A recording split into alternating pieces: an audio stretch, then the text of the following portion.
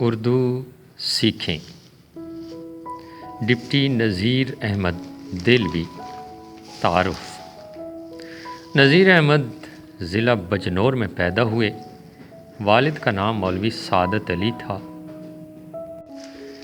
ابتدائی تعلیم والد سے حاصل کرنے کے بعد دلی آ گئے، جہاں مولوی عبدالخالق کے شاگرد ہوئے۔ بعد میں دلی کالج میں داخلہ لیا۔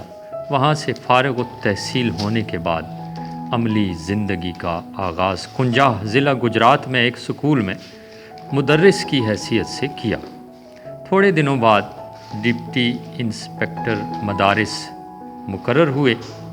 1861 میں انڈین پینل کوڈ کے ترجمے کی وجہ سے پہلے تحصیلدار اور بعد میں افسر بندوبست بنے۔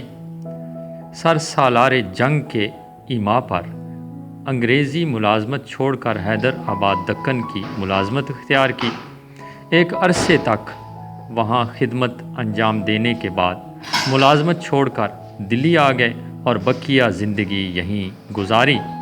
آپ کے ناول اصلاحی انداز کے حامل ہیں، کیونکہ ان سے انہوں نے مسلمانوں کی اصلاح کا کام لیا۔